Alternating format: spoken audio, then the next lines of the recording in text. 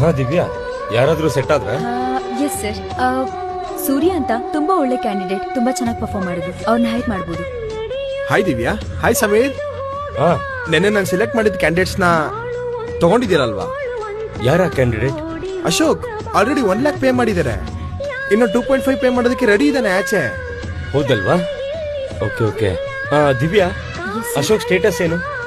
Sir, Ashok first round ಕೂಡ clear ಮಾಡಲಿಲ್ಲ.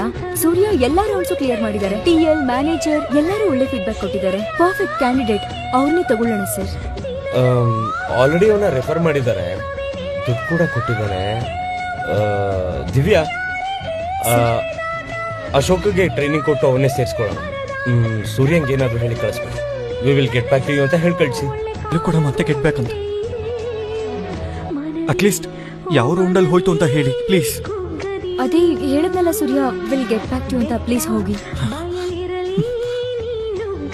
ಇಲ್ಲ ಮೇಡಮ್, ನನಗೆ ರೀಸನ್ ಗೊತ್ತಾಗೋರ್ಗು ಇಲ್ಲಿಂದ ಹೋಗೋದಿಲ್ಲ ನಾನು. ಬೇಕು ಅಂದ್ರೆ ಇಂಟರ್ವ್ಯೂ ಫಸ್ಟ್ ಇಂದ ತಗೊಳ್ಳಿ ಮೇಡಮ್. ನನಗೆ ಜಾಬ್ ತುಂಬಾ ಇಂಪಾರ್ಟೆಂಟ್. ನನಗೆ ಡೇಟಾ ಸೈನ್ಸ್ ತುಂಬಾ ಚೆನ್ನಾಗಿ ಬರುತ್ತೆ. ರಿಯಲ್ ಟೈಮ್ ಪ್ರಾಜೆಕ್ಟ್ ಮಾಡಿದೀನಿ. ಸೂರ್ಯ ಪ್ಲೀಸ್, ಏನಿದೆಲ್ಲ? ಪ್ರಾಜೆಕ್ಟ್ ನೋಡಿ ಮೇಡಮ್, ಯಾಕಂದ್ರೆ ಪ್ರಾಜೆಕ್ಟ್ ಎಕ್ಸ್ಪ್ಲೈನ್ ಮಾಡ್ತೀನಿ madam. We get pharmaceutic company in sir, please madam. ಒಂದ್ಸಲ ನಾನು ಹೇಳೋದ್ ಕೇಳಿ ಮೇಡಮ್. ನನ್ ಜಾಬ್ ಇಷ್ಟ ಆದ್ರೆ ಮಾತ್ರ ಸ್ಯಾಲ್ರಿ ಕೊಡಿ ಮೇಡಮ್. ನಾನು ಕಾಲು ಹಿಡ್ಕೋತೀನಿ ಮೇಡಮ್.